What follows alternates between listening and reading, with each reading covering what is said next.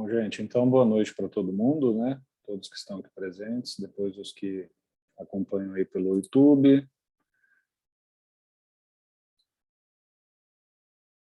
Compartilhar aqui minha tela para a gente começar.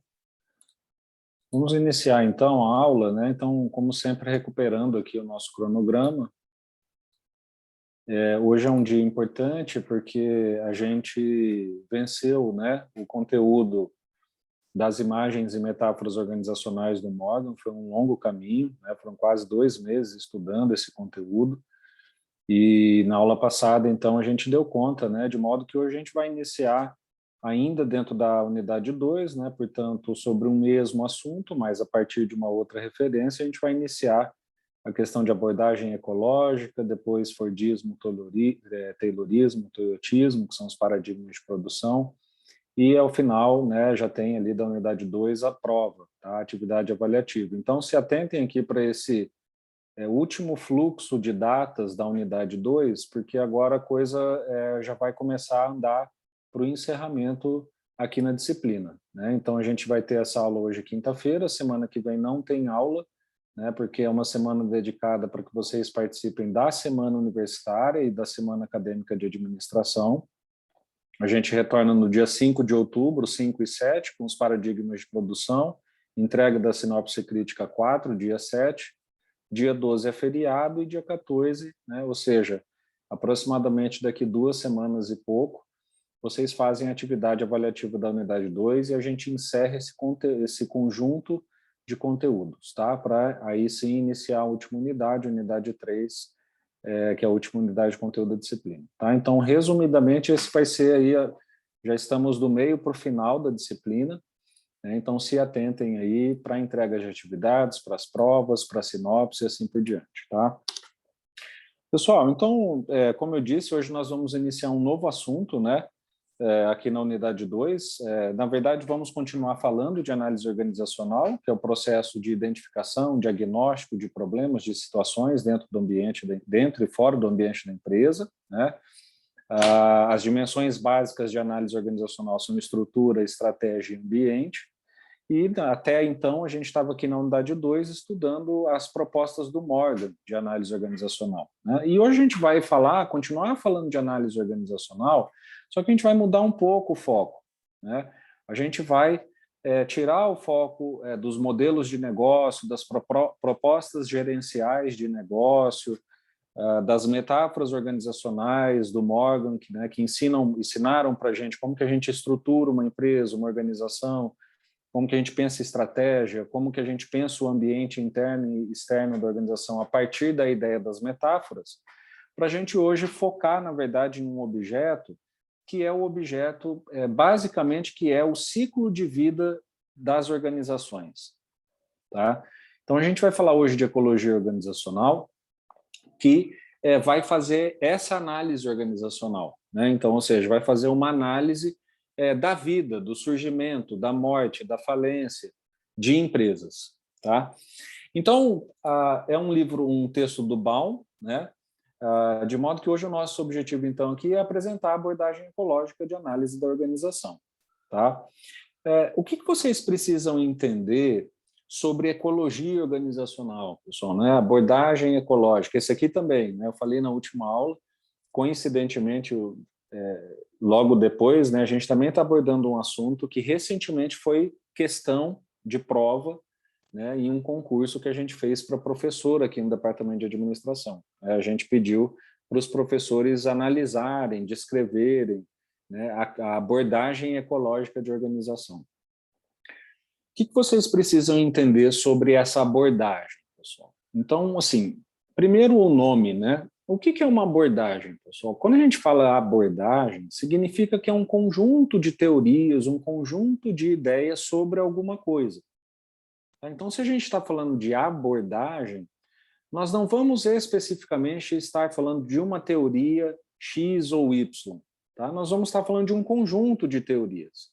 Então, por que é importante vocês entenderem isso? Porque a abordagem ecológica não tem nada a ver, né, com sustentabilidade, natureza, né, o pessoal vê ecologia organizacional, abordagem ecológica, né? E logo pensam, isso aí de certo vai falar sobre os aspectos de sustentabilidade do negócio, né?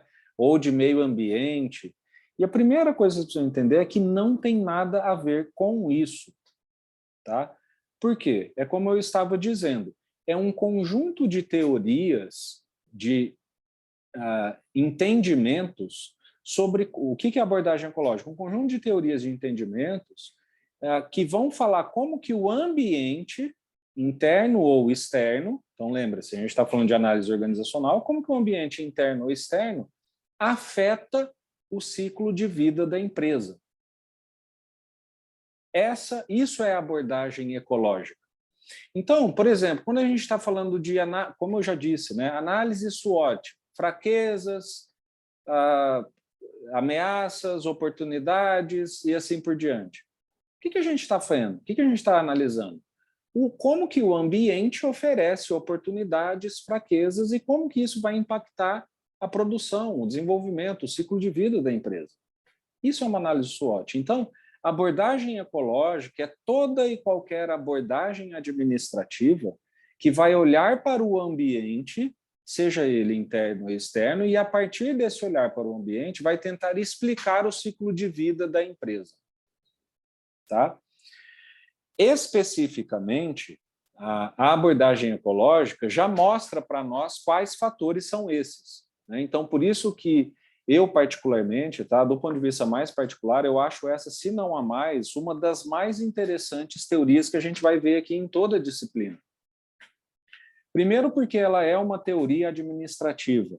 Tá? Então, lembram-se lá na unidade 1, quando a gente falou, né, estava falando de teoria, que a administração não tem uma produção teórica forte, presente, é uma área muito mais prática, e é verdade. Né? Mas uma das poucas teorias puramente administrativas que existem é a abordagem ecológica. Então, isso é uma coisa bem interessante, porque ela é feita da administração, para a administração, pela administração. Né? Segundo, ela explica algo muito interessante, que é a vida da organização. Então, se, por exemplo, alguém perguntar para vocês, a administração tem alguma teoria que explica por que uma empresa nasce ou uma empresa morre? Sim, a abordagem ecológica. Então, ela explica um objeto, é uma teoria que tem um foco em um objeto extremamente relevante para o campo da gestão, que é não só uma construção teórica, mas também extremamente prática. Porque quem é o gestor, né? Qual é o gestor do mundo que não quer ser preparado para conseguir entender aquilo que vai facilitar a sobrevivência e aquilo que vai facilitar a morte da empresa que ele tem ou que ele dirige? Entendem? Então, é uma formação também, não só do ponto de vista teórico, mas principalmente prático, porque aqui vocês vão ter uma ideia o que um gestor dentro de uma empresa, seja ela uma empresa própria ou não, ele seja um funcionário da empresa, o que um gestor precisa se atentar para saber se a organização, se a empresa está bem, ela tem uma vida longa ou não, tem alguma ameaça que pode ameaçar, que pode levar ela à falência. Então, ela vai demonstrar aspectos muito aplicados sobre isso. Tá? Então, por isso que eu acho que talvez seja, se não a mais, né, a mais relevante teoria que a gente tem, pelo menos na minha avaliação, é uma teoria moderna, inclusive, né, ela vem de 1970, 1980. Então, se não é uma das teorias mais relevantes, se não é a mais, para mim é uma das teorias mais relevantes e interessantes que a gente tem. Tá? Por causa disso, né, ela vai estudar a influência do ambiente, da história organizacional, aqui no que o autor chama, né, de escolhas estratégicas sobre os seus padrões de mudança. Tá? Aqui é só um copia e cola do livro, mas o que ele quer dizer aqui? A ecologia organizacional estuda a influência da história e do ambiente da empresa na sua sobrevivência ou na sua morte, no seu surgimento ou na sua falência, na sua fundação ou na sua falência. É isso que estuda a ecologia organizacional. Bom, como eu falei, é um conjunto de teorias que já vai mostrar para nós, já vai mostrar para o gestor, pelo menos 4 hipóteses. Né? Na verdade, não são 4, porque dentro de cada uma dessas 4 a gente vai ter sub-hipóteses. Né? Mas a teoria ecológica, a abordagem ecológica vai mostrar para nós pelo menos 4 processos que são hipóteses. Vocês vão ver que são hipóteses, né? Que a gente pode transformar em hipóteses bem práticas, que podem levar ao surgimento ou à morte de uma empresa, né? Então, processos demográficos, processos ecológicos, processos ambientais e processos tecnológicos. Então, do ponto de vista da abordagem ecológica, da teoria ecológica, da ecologia organizacional, a previsão para isso. Por que eu estou falando isso? Para que vocês entendam a teoria. Lembram-se o que o Popper falou, né? O que é a teoria? Uma descrição sobre como algo vai, quando, onde, como algo vai acontecer. E essa prescrição precisa ser observável para ela ser científica, né? Então, o que é a abordagem ecológica? Ela vai falar para nós, vai prever o nascimento ou a morte de organizações com base em 4 processos. Então, a organização pode nascer ou morrer por processos demográficos, a organização pode nascer ou morrer por processos ecológicos, a organização pode nascer ou morrer por processos ambientais, ou pode nascer ou morrer por processos tecnológicos. Então, esse é o grande resumo da teoria, da abordagem ecológica, em um único slide. Resumidamente, toda a abordagem ecológica vai falar sobre isso com base nesses 4 processos. Vamos ver cada um dos processos aqui, pessoal, porque, como eu falei, eles são bem aplicados e bem interessantes da gente refletir sobre, né? Porque, apesar de ser, como eu disse, puramente teórico, nós conseguimos enxergar ele muito bem na prática, né? Então, vamos falar dos processos demográficos. O que são demográficos, né, pessoal? Então, os processos demográficos são aqueles processos que vão explicar o nascimento e a morte da empresa com base em características demográficas da empresa. Então, o que é demográfico, né? Demo, povo, gráfico, descrição, né? Então, quando alguém pergunta para você quais são os seus dados demográficos, né? O que você fornece para ele? Idade, data de nascimento, né? Estado civil. São dados demográficos, ou seja, da identificação próprios do sujeito, entendem? Então, quando a gente fala que processos demográficos da organização podem levar ela a nascer ou a morrer, nós estamos dizendo que são características demográficas da empresa que podem atuar para facilitar o surgimento dela ou, o contrário, podem atuar para levar a uma falência, a um fechamento.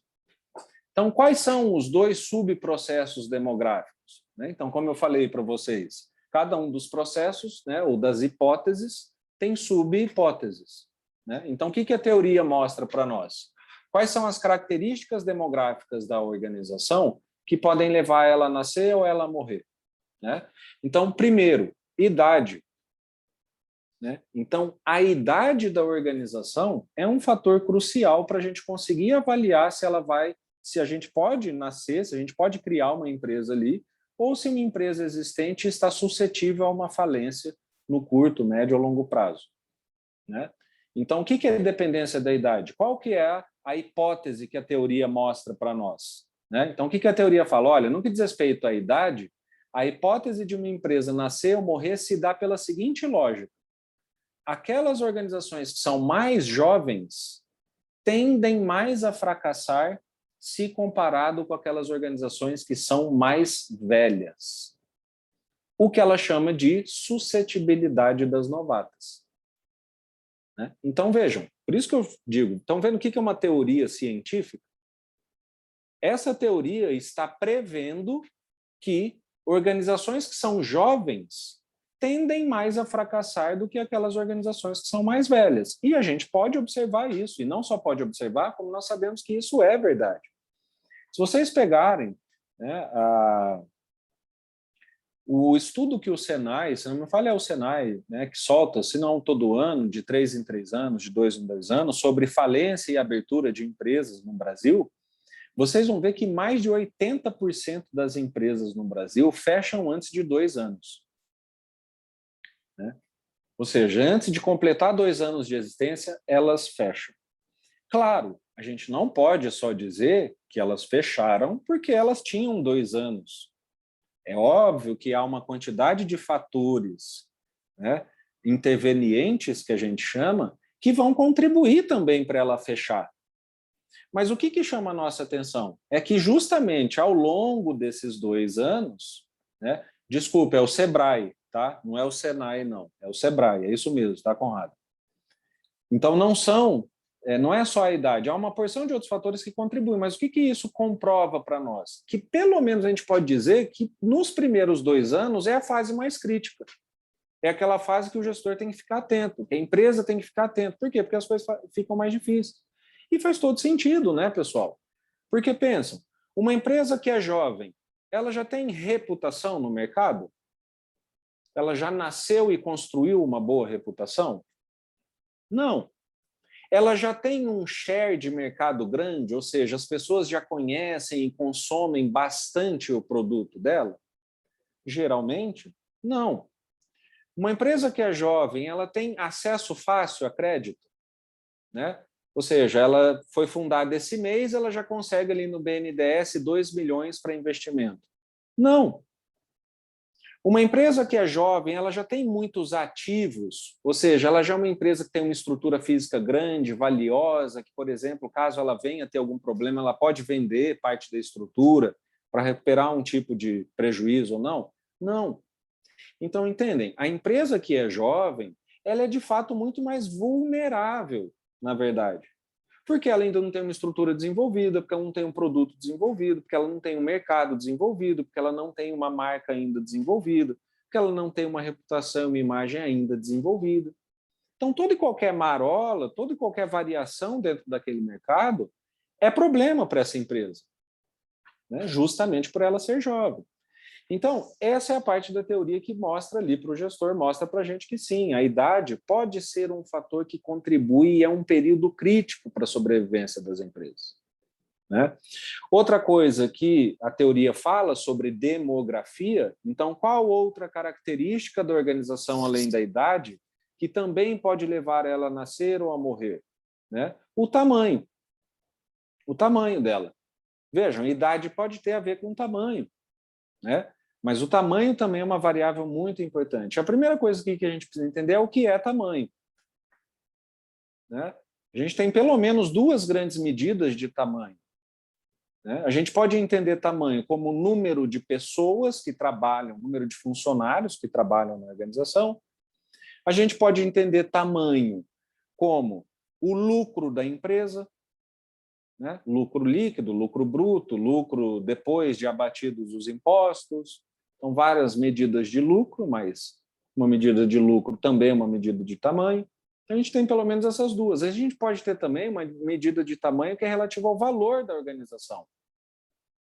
Quanto aquela organização vale, né? Então, a gente tem pelo menos 2 medidas, vamos dizer, oficiais, genéricas, bem conhecidas, né? E a gente pode ter também valor total da empresa.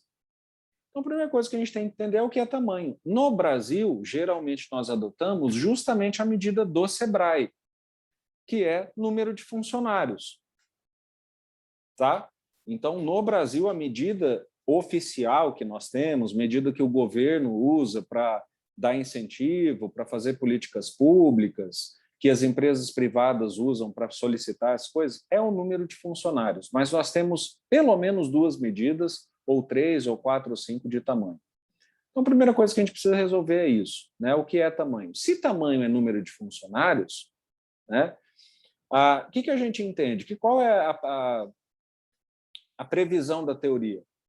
Organizações menores tendem mais ao fracasso, né? Então, organizações que têm um tamanho menor, elas são mais suscetíveis ao fracasso se comparadas com aquelas organizações que têm um tamanho maior. E faz sentido também, né?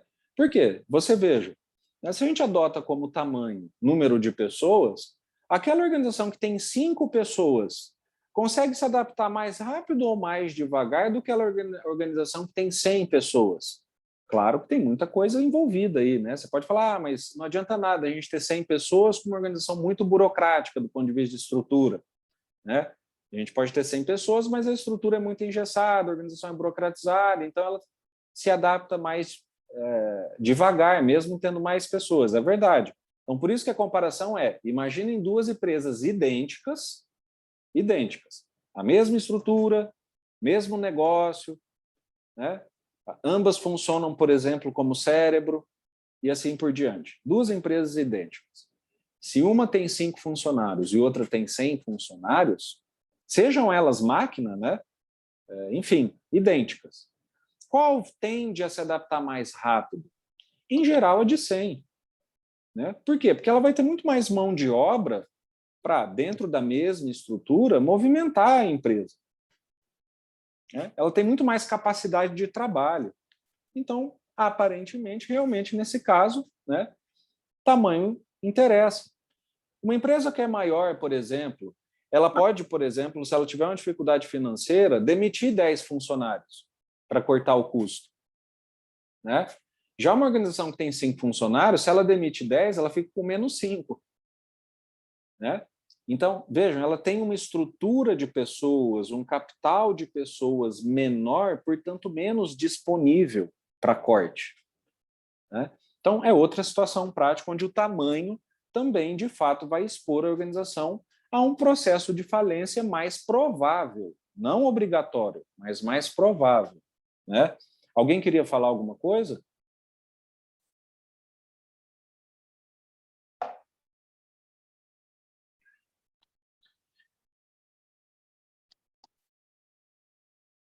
Então, pessoal, esse é o processo. Esses são os dois processos demográficos que a abordagem ecológica vai dizer, vai prever, vai teorizar para nós que podem levar uma empresa a falir, a ter sucesso ou a morrer. Tá? O que são os processos ecológicos? Né? Eu, particularmente, não gosto muito desse nome. Tá? Porque o processo ecológico ele leva o mesmo nome da teoria, da abordagem. Né? Então, fica ambíguo do ponto de vista da definição. Demográfico é ok, né? Representa bem ali o próprio nome demográfico, ajuda a gente a lembrar é idade e tamanho, porque é demográfico. Né? Só que quando a gente fala de processo ecológico, existe essa certa ambiguidade. Tá? Por quê? Qual que é a ênfase? Se a demografia, os processos demográficos, a ênfase é nas características específicas e próprias da empresa, como idade e tamanho, os processos ecológicos dão ênfase nos processos, de fato, ambientais externos da organização. Então, por isso, ecológicos. Né? Essa teoria aqui, pessoal, ela vem da teoria darwinista, inclusive. Tá?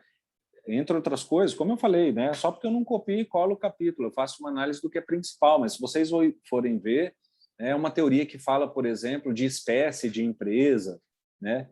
De certas espécies de empresa sobrevivem em certos ambientes, outras espécies vivem em outras, é muito interessante. Por quê? Porque tem como base a teoria, de fato, evolucionista do Darwin, tá? Ou seja, de encarar as organizações como organismos, como seres vivos, né? Que têm necessidades, vivem, se adaptam em determinados ambientes e assim por diante. Então, por isso aqui a ideia de ecológico, né? Porque diz respeito, de fato, à ciência ecológica, né? Coisas que a própria ecologia discute, principalmente a noção de população e comunidade, tá? Que é a noção central desse processo, pessoal. Que é a noção central desse processo, a noção de que a população e a comunidade da organização podem impactar a sobrevivência ou a morte dela. Tá? Antes de falar de população e comunidade, vamos falar de nicho, que também é uma característica ecológica, de natureza mesmo. Né? Nicho é um termo vindo da ecologia, né? Nicho de seres vivos e assim por diante. Então, aqui em processos ecológicos, tem uma hipótese, né, que vai falar, olha, processos ambientais externos podem levar a empresa a nascer ou a morrer. E as características de extensão do nicho são especificamente uma dessas coisas que podem levar a empresa a morrer. O que é nicho, pessoal? É, como eu falei, um termo nascido da ecologia, só que muito utilizado na área de marketing, de gestão, de administração. Tá? Nicho basicamente se refere a qual é o seu público-alvo. Tá? Essa é uma representação grosseira de nicho, tá? Porque público-alvo pode ser público-alvo em termos de nível socioeconômico, público-alvo pode ser localização geográfica. Tá? Então, essa ideia de nicho, baseado na ideia de público-alvo, ela é grosseira, mas ela representa bem. Né? Um outro sinônimo que a gente poderia usar para nicho é, sim, segmento. Né? O Conrado sugere aqui no bate-papo. Né? Só que segmento também é a mesma ideia. Né? Segmento é o quê? É o nível socioeconômico dos consumidores? Segmento é o quê? É a localização geográfica dos consumidores. Segmento é o quê? É o tipo de negócio da empresa, entende? Então, segmento também é um pouco ambíguo, tá? Mas nicho se refere, eu prefiro muito mais a palavra público-alvo, tá? Porque, por exemplo, né, público-alvo engloba muito mais. Se a gente fala de segmento, por exemplo, ele é muito mais relacionado, quando a gente fala segmento, Conrado, ao core business mesmo do negócio, tá? Então, qual segmento você trabalha? Geralmente a gente fala assim, segmento do aço, né? Ou segmento da soja. Só que dentro da soja eu tenho nichos, né? Eu posso, por exemplo, trabalhar com produtores locais, posso trabalhar com grandes produtores, entende? Então, eu não gosto muito da palavra segmento, porque ela é muito mais sinônimo de negócio. Qual é o negócio? O meu negócio é aço, é soja, é aviação, tá? Nicho, não. Nicho, a ideia de público-alvo, né? Quando a gente se refere a nicho, eu acho que é um pouco menos imprecisa, na verdade.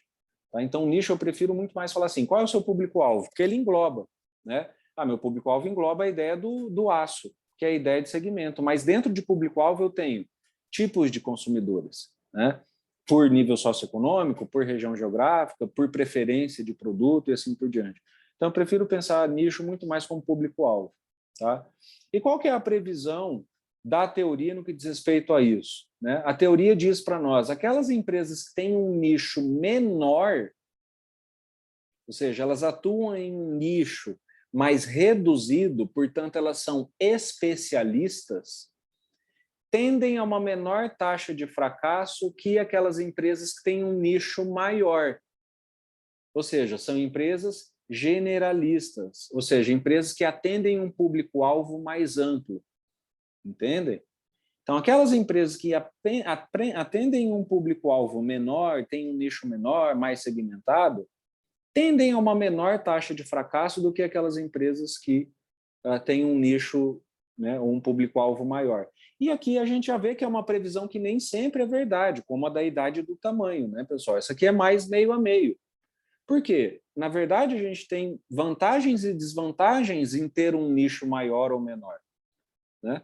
Então, o que é a lógica aqui da previsão? Olha, como aquela organização ela tem um nicho menor, ela é, por exemplo, muito menos suscetível a grandes flutuações, né? Ela é uma empresa muito mais enxuta, ela é uma empresa muito mais ágil, comparada com aquela empresa que é maior. Então, por exemplo, se você pega uma Gol da vida, né? Aqui a época, né?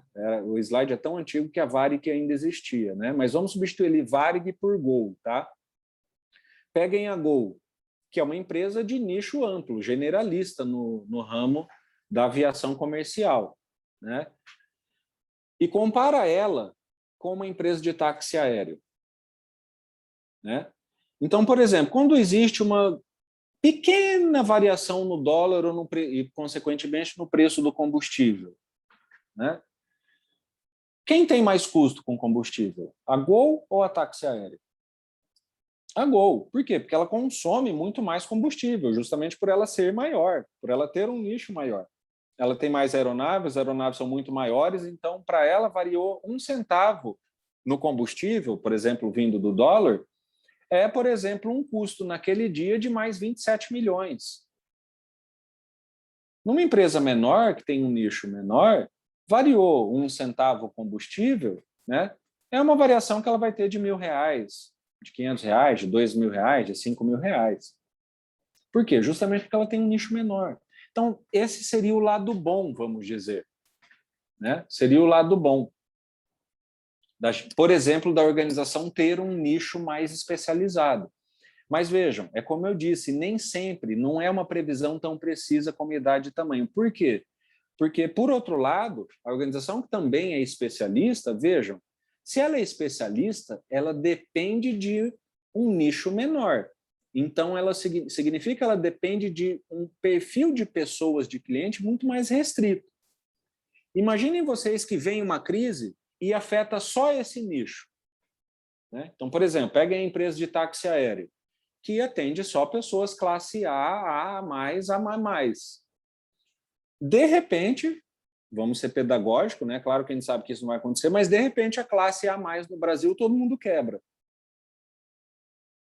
Então, a empresa que é de táxi aéreo, ela só depende daquele público-alvo, e o público-alvo inteiro quebrou. Então, aí ela vai ter um problema. Já a Gol, que é muito maior e generalista, não vai ter tanto problema. Entendem? Então, é um pouco uma mescla. De fato, quando você tem um nicho menor, você se protege de algumas coisas, mas, ao mesmo tempo, você fica exposta a outras. Assim como você tem quando você tem um nicho maior.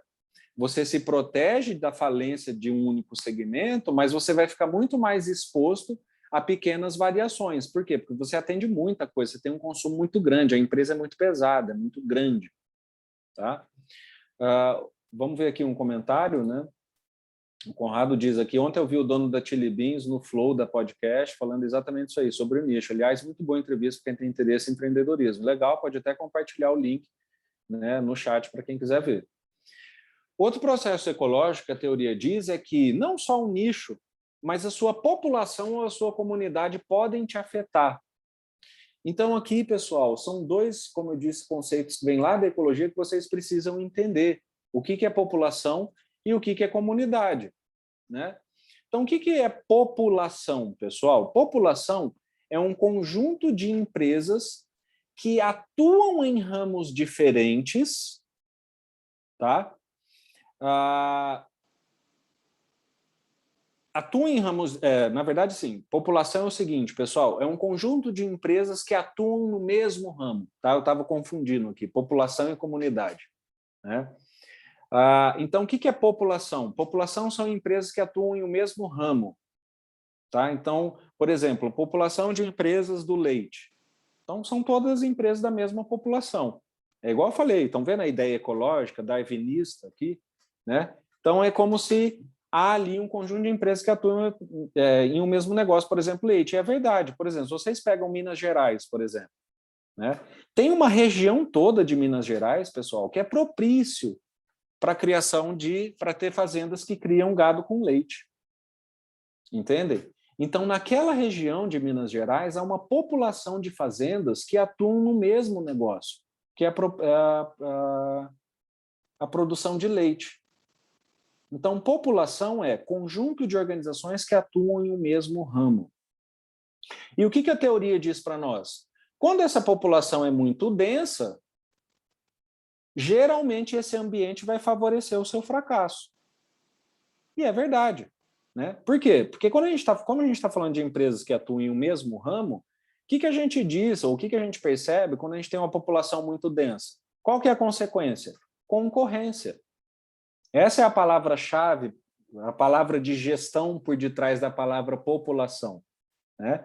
Então, quando a gente tem uma população muito densa em um mercado, isso significa muita concorrência. Se eu tenho muita concorrência, eu tenho muitas chances de ser substituído por alguém no meu mercado. Então, o que a teoria diz? Quando o mercado é muito populoso, de organizações que estão no mesmo ramo que o seu, esse mercado geralmente não é um mercado favorável para a sua empresa. Geralmente vai ser um ambiente hostil, né? Que você, para conseguir entrar naquele... Não é que você não consegue, mas para você conseguir entrar naquele mercado, você vai ter que entrar com uma estratégia muito agressiva, porque é um mercado extremamente concorrido. Então, você pode entrar, mas você, como gestor, já sabe, o mercado é populoso. Para quem já viu, né? Quem já viu aqui, já preparou um plano de negócio, pessoal? Qual que é uma das partes do plano de negócio? É você identificar o quê? Os concorrentes na sua região, né? Então, mapear mesmo, pegar um mapa ali, sei lá, qualquer expansão do seu negócio. Se é no bairro, é uma padaria, pegar um mapa do bairro. Se é na cidade, é pegar o mapa da cidade e colocar os pinos ali, quantos negócios tem igual o seu, né? O que é isso? Da onde vem esse procedimento prático do plano de negócio? Da teoria da ecologia organizacional. Por quê? O que é isso? É a investigação da população.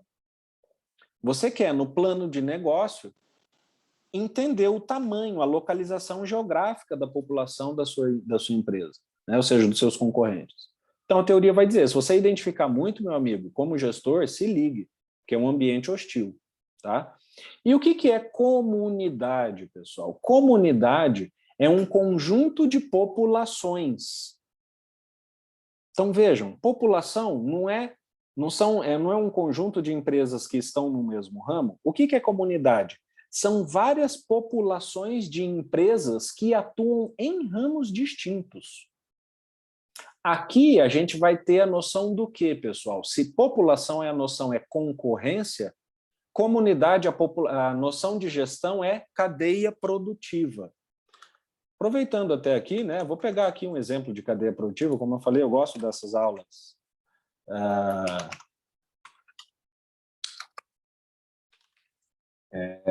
Na internet, né, porque a gente pode buscar aqui as figuras bem rápido, né? E o que é uma cadeia produtiva, pessoal? Cadeia produtiva, vamos botar aqui, né, do leite, por exemplo.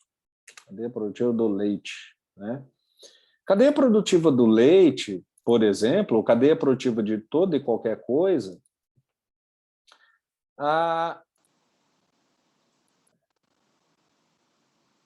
deixa eu abrir aqui essa imagem. Acho que eu não posso salvar porque minha tela está compartilhada, mas deixa eu ver aqui se eu acho essa imagem nesse trabalho. O que é a cadeia produtiva de um produto, né, pessoal?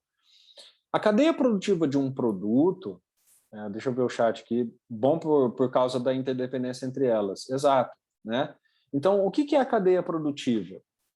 É o conjunto de empresas que estão envolvidas para fazer aquele produto sair da origem, seja ela qual for, e chegar ao consumidor. E por que aqui está a noção de comunidade? Porque, vejam, aqui é exatamente isso que foi dito, é a interdependência de empresas que estão em ramos diferentes. Por isso é um conjunto de populações. Então, vejam, a cadeia produtiva do leite começa lá na produção, na fazenda. Lá nesse ramo de Minas Gerais que eu falei. Tem um conjunto de empresas que estão em uma mesma população. Esse produto vai sair dessa população e vai entrar na população da indústria. Por quê? Porque agora ele vai para o resfriamento. Então, aqui no resfriamento, tá vendo? É a fazenda que já vendeu para uma outra fazenda, ou para uma localidade ali naquela vila que resfria, ou para uma indústria grande só de resfriamento, não interessa, mas aqui já é uma população de um conjunto de outras organizações que atuam só no negócio do resfriamento deste produto. Daqui, ele pode ir direto para o consumidor final, ou ele ainda pode seguir na cadeia produtiva. Ele pode sair desse resfriamento e ir para um transporte. Aqui já é o quê? Uma cadeia, uma população de logística. Sai desse transporte, vai lá para análise, tratamento térmico, vai ser fervido, embalado e vai cair aqui no mercado de embalagem. No mercado de embalagem, ele vai para o supermercado e para o supermercado ele chega em você. Então, estão vendo várias populações? Então, 1, 2, 3, 4, 5, 6 populações de empresas envolvidas na cadeia produtiva do leite. Então, o que a teoria diz? A teoria diz: há uma interdependência da população para você entender o seu negócio. Por quê? Porque se alguém aqui nessa cadeia produtiva falir, você vai ter problema. Então, se, por exemplo, o fazendeiro não tiver como vender para a empresa de resfriamento, ele vai ter um problema. Então, essa população também depende dessa, pessoal. Entendem? Então, essa população de organização, que é a população de organizações que trabalham no leite, depende da população das organizações que trabalham no resfriamento, mesmo elas sendo de negócios distintos. Então, é isso que o processo ecológico, baseado na interdependência da comunidade, vai falar para nós. Olha, a relação da sua organização com as organizações que estão na sua cadeia produtiva é importante para você conseguir prever a morte ou o nascimento dessa organização. Tá? Então, como eu falei, estão vendo como é aplicado? A gente enxerga isso é algo quase que normal, um gestor que pelo menos é bem qualificado saiba fazer no negócio dele. Né? Depois a gente tem processos, pessoal, que é um outro conjunto de processos chamado de ambientais. e que eu também não gosto muito desse nome. Por quê? Porque ambiental também parece com ecológico, né? Porque é a ideia de ambiente. E ele não representa, assim como o ecológico, não representa bem, né, essas ideias aqui. Por quê? Porque qual que é a ênfase dos processos ambientais? Tá? Então, processos demográficos é tamanho e idade, né? Processos ecológicos é nicho, população e comunidade. E o que são os processos ambientais que podem levar a empresa a nascer ou morrer? Turbulência política, regulação governamental ou parceria governamental. Pessoal, primeira coisa que vocês têm que entender sobre processos ambientais é a ênfase nas relações entre organizações e instituições. Vejam essa palavra aqui, pessoal. Regulatórias. Então, os processos ambientais vão falar só sobre a relação que a empresa tem com as instituições regulatórias. E por que é importante vocês entenderem isso, pessoal? Porque quando eu pergunto assim, qual que é uma instituição regulatória? Né? Aí a pessoa levanta a mão e fala, a ISO. Não, pessoal, a ISO não regula nada. A ISO certifica, tá? Só existe um ente regulatório nos países capitalistas democráticos, pessoal. Vocês sabem dizer que ente é esse? Qual é o único ente regulatório que a gente tem, por exemplo, no Brasil? Vocês sabem qual é esse ente?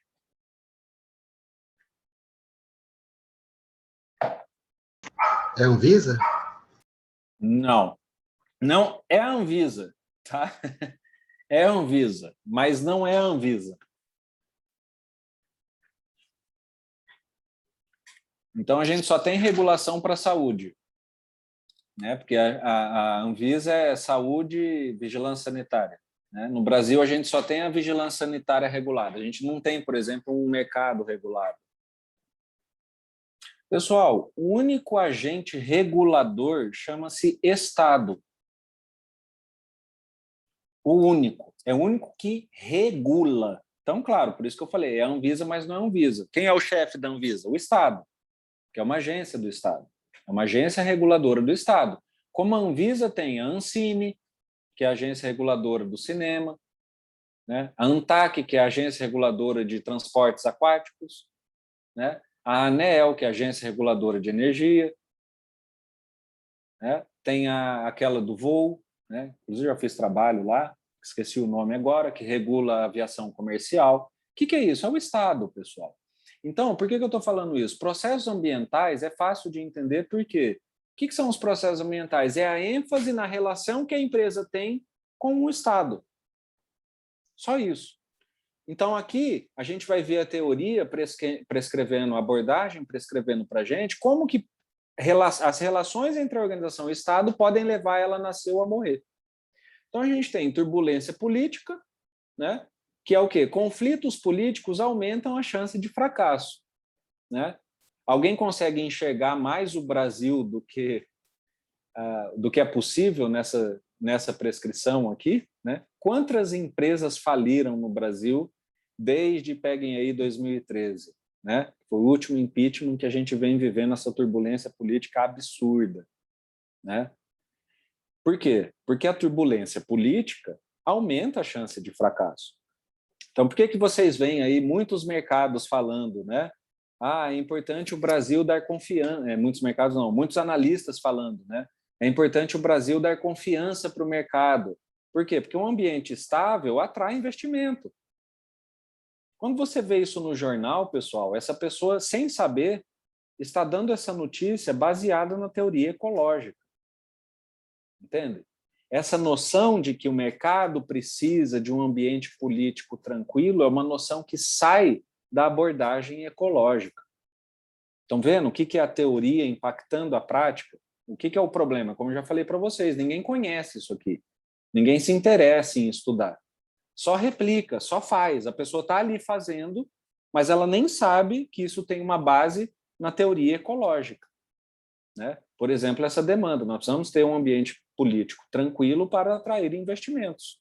O que é isso? Teoria ecológica. Tá? Porque turbulência política não favorece investimento, não favorece surgimento. Né? Regulação governamental, que é quando o Estado regula o novo nascimento de um mercado. Então, por exemplo, se vocês virem aí, procurarem na internet, né, como que existe uma empresa fundada pelo Estado, que é uma empresa destinada a desenvolver o submarino nuclear do Brasil. É uma empresa mista, com investimento público e privado, né? E para que o Brasil consiga ter um submarino com tecnologia nuclear, foi fundada uma empresa que só cuida disso, né? Desenvolver lá o reator, tudo, né? O surgimento dessa empresa só foi possível a partir da promulgação de uma lei. Entende? Então, o que é regulação governamental? É quando o Estado regula o surgimento de um mercado por meio, por exemplo, de uma lei. Né? O que é isso que a gente está vendo aí agora? Né? Por exemplo, a reforma administrativa que está vindo aí, né? Que está sendo pautada, a gente vê aí no Congresso. É uma reforma que vai permitir a privatização de vários e vários negócios estatais. Por exemplo, universidade. Né? Então, o que é isso? É o governo atuando diretamente na regulação desse mercado. Ele vai baixar uma lei que vai permitir uma empresa privada comprar uma universidade. Entendem? Então, isso é um aspecto do mercado. O cara que está ali, o cara que é dono de empresa privada, ele está assim, nessa lei. Puxa vida, vamos monitorar, vamos fazer lobby, tomara que saia. Por quê? Porque vai ser uma oportunidade para esse mercado. Tá? A partir da regulação mesmo, né? Falando agora é permitido, agora é proibido, regulação do mercado. Tá?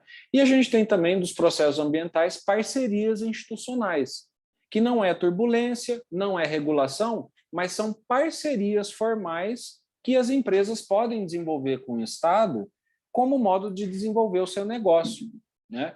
Aqui eu sempre trago esse exemplo, que é muito curioso, porque é um exemplo que eu vivi. Não é um bom exemplo, pessoal, tá? É como a gente estava falando, tá? É mais um exemplo de instrumentos de dominação, como a gente viu no Morgan, né? Então, assim, é um exemplo, vamos dizer, negativo do exercício do poder, mas como eu falei para vocês, tudo legal, tá? Tudo dentro da legalidade. Eu já discuti isso aqui com vocês, né? A diferença entre aspectos legais e aspectos morais do negócio, né? A gente pode tranquilamente agir legalmente, mas ser algo que é moralmente, no mínimo, questionável. E o que é um exemplo de parceria institucional? Que eu mesmo vivi, eu estava lá, eu acompanhei, eu soube os detalhes. Né? Aconteceu, quando eu trabalhava no Mato Grosso, né, eu era trainee lá no Grupo André Maggi, né, que é uma empresa de produção de soja, produção, venda, é uma holding, na verdade, que tem 5 tipos de negócio, né? A empresa tem hidrelétrica, a empresa tem porto lá no Rio Amazonas, a empresa, enfim, é uma holding gigantesca, né, que trabalha no ramo da soja e que tem entre os... É uma empresa até então familiar, muito grande, eu falei isso aqui para vocês também, não é possível, são empresas que são gigantescas, só que ainda com uma gestão não totalmente profissionalizada, né? Que está relacionada à família lá, Maggi, né, no Mato Grosso, que é uma família largamente envolvida, né, que já teve governador, tem políticos, enfim, como eu falei, tudo dentro da legalidade. Né? Mas é uma empresa que tem uma relação direta com o Estado por causa do envolvimento da família com política e com o negócio. Né?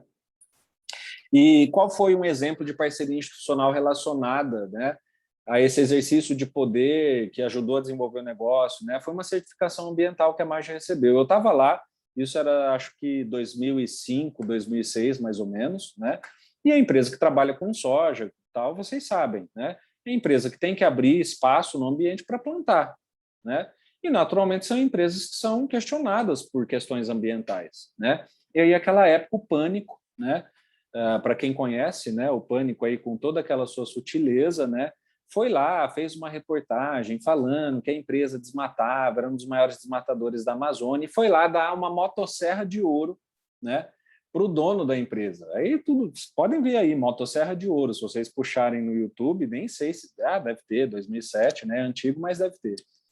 E foram lá entregar, né, motosserra de ouro para a empresa, porque é a empresa mais desmatadora. Então, quer dizer, isso abateu a reputação da empresa, né, algo que jogava contra a imagem da empresa. Coisa de um mês depois, pessoal, foi lá a Câmara de Deputados, Câmara Estadual de Deputados do Estado, né, foi lá e forneceu uma certificação ambiental para a Maggi. né? Aí apareceu lá a imagem, né, recebendo a certificação como empresa socialmente, né, responsável, que conserva a natureza. Então foi o quê? Foi uma resposta da organização a partir de um lobby, uma parceria com o Estado, né, para atacar essa questão específica, né? Então teve ali uma ameaça à imagem e reputação. Vamos aqui desenvolver uma parceria governamental, né, com o Estado, por meio, por exemplo, da Câmara, que a Câmara vai nos fornecer uma certificação ambiental, né? Então, veja, uma parceria institucional, entendem? Que está ajudando na sobrevivência da empresa. Então, isso é um processo ambiental vindo da teoria ecológica. Tá? E, por último, não sei se tem algum chat aqui, não. Por último, os processos tecnológicos, e são os mais simples, pessoal, porque realmente são os que estão mais próximos da nossa realidade, principalmente dessas gerações já que estão aí, das que vão vir, né?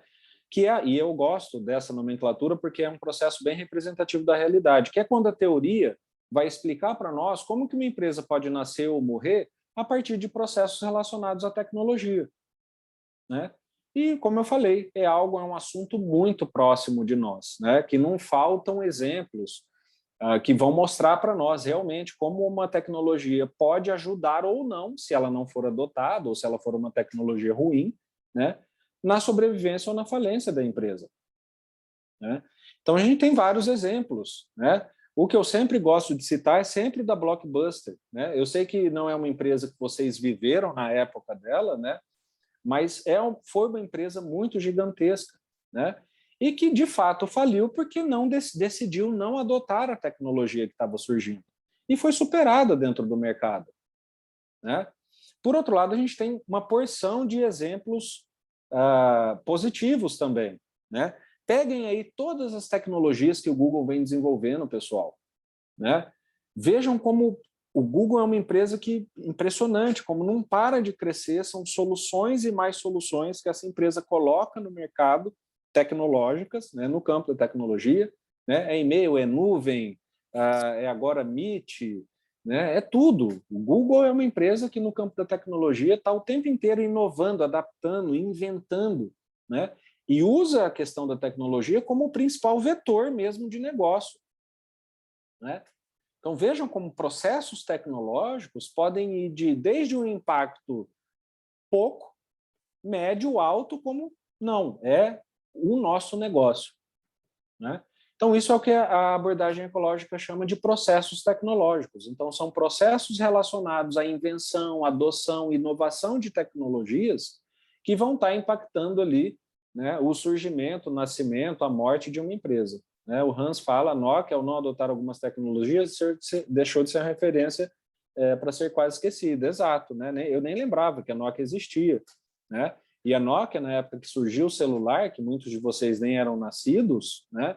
Que era o celular, o Tijorola, né? Que era, na verdade, da Motorola, que era um celular gigantesco, era do tamanho de aliás, até maior do que esse telefone sem fio de casa, né? A Motorola também, e eu estou dizendo, você falou da Nokia, porque a Nokia também tinha celulares daquele tamanho, eram bons celulares, né?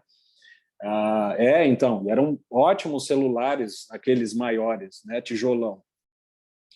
E sumiu, né? E é igual eu falei para vocês da Blockbuster. De fora, a gente não precisa estar dentro. Vocês acham que a Nokia não tinha nenhuma condição naquela época de falar assim, olha, vamos brecar a fabricação desse tipo de produto e vamos ter aqui um investimento, claro, a gente pode ter prejuízo e tal, mas vamos ter um investimento para a gente entrar nesse novo ramo de tecnologia, né? Exato. Como o Hans está falando, eles nunca mais voltaram a ser top, né? E eles poderiam ser. Poderiam. É como eu falei, não preciso nem estar lá dentro, pessoal. A não ser que tem muita gente incompetente lá, né? Que vai pegar uma Nokia da vida e vai falar, não é possível eu transformar uma Nokia da vida numa Samsung. Pô, como não é possível? Né? Até surgir a tecnologia, você era líder.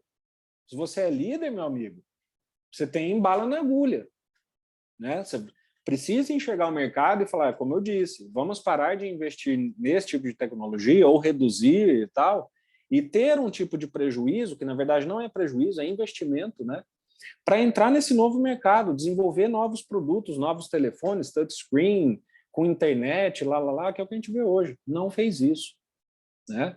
E hoje Eu acho que a Nokia ainda existe, mas não está nem perto do que você era antes, né?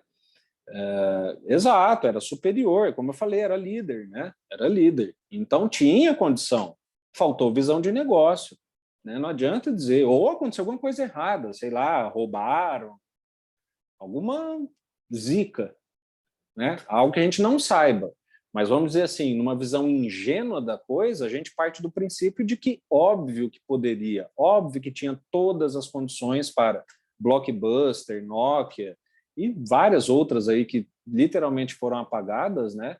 Óbvio que tinham condições materiais, de pessoas, financeiras, de mercado, de marca, de imagem, para fazer a transição tecnológica. Não fizeram, né? E isso é um tipo de previsão que a abordagem ecológica faz.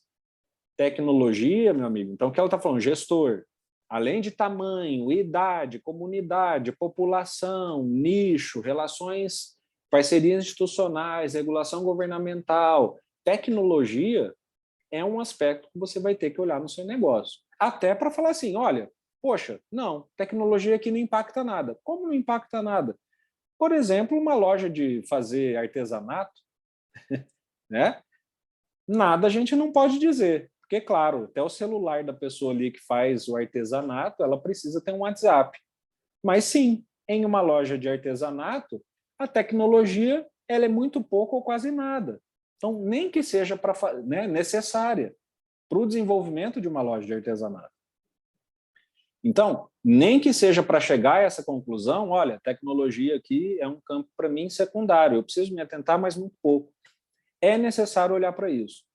Então, pessoal, finalizando, é isso, né? O que é a abordagem ecológica? Estão vendo a quantidade de variáveis que a abordagem ecológica já traz prontas para nós, do ponto de vista teórico, para nós, enquanto gestores, olharmos no negócio se a gente quiser avaliar a vida e morte da empresa.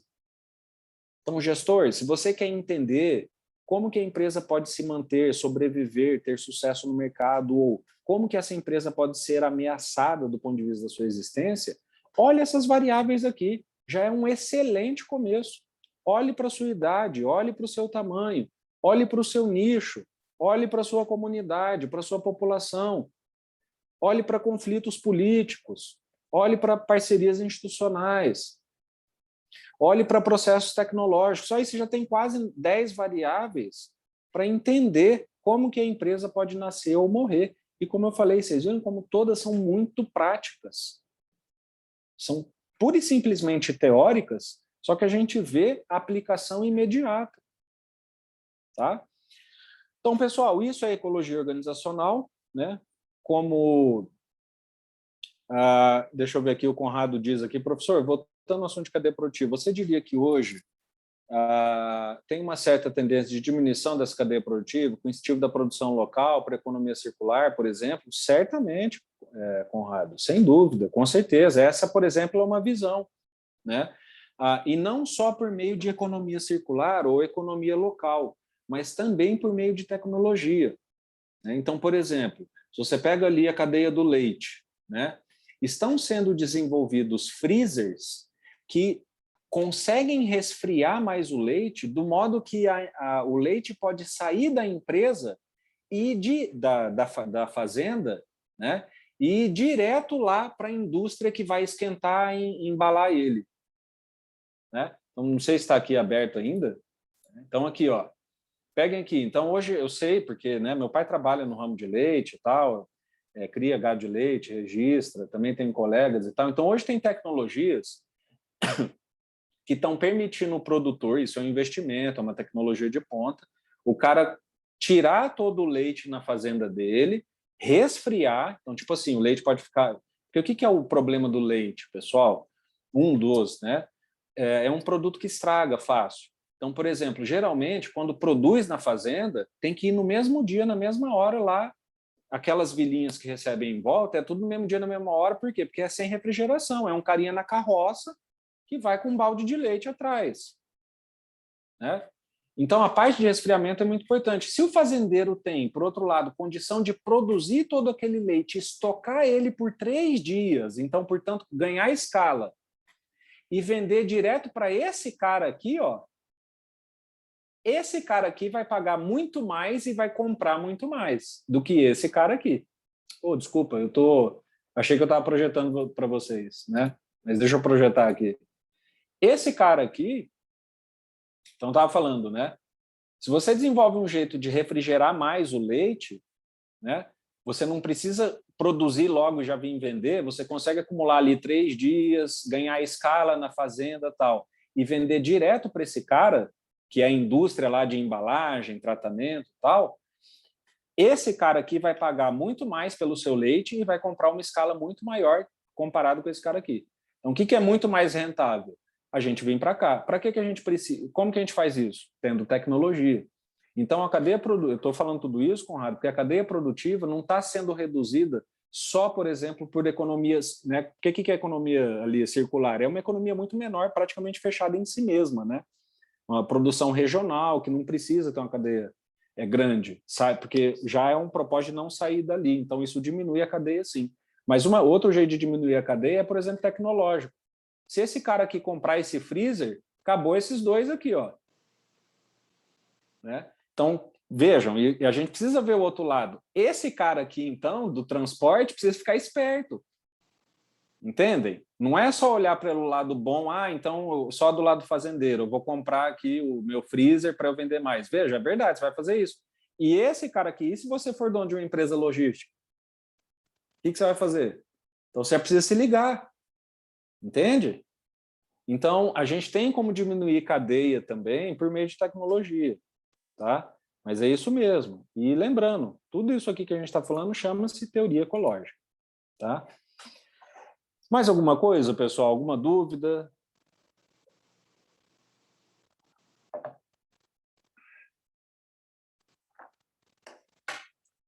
Acho que é isso, então. Né?